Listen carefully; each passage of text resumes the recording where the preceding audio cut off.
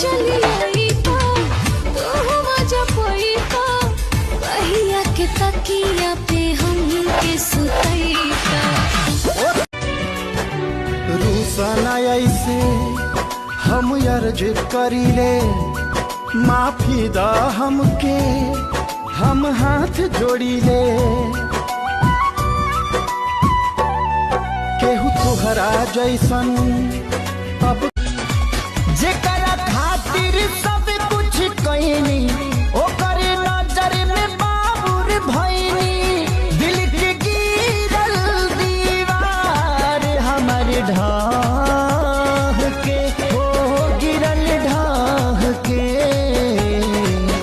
दवा दिल के बनावे के पड़ निंदियों नया वे जागी रोवता निराहत में काहे नहीं खूब बुझत बानी कवना हालत में निंदियों पहले लेखा करे ना हमारा से बात हो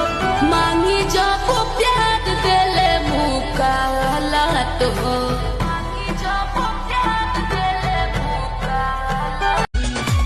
जेकरा खातिर सब कुछ कईनी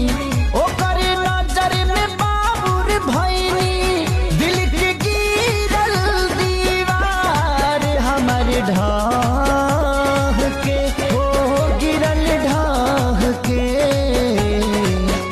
दवा दिल के बनावे के पड़ी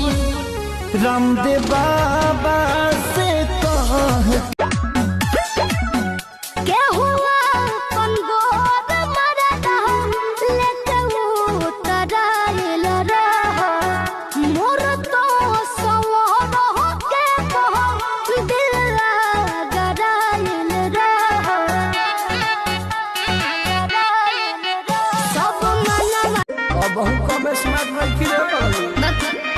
सिक्स पैक लहू की तलब तू हीरो हमारा के बुझत का बारू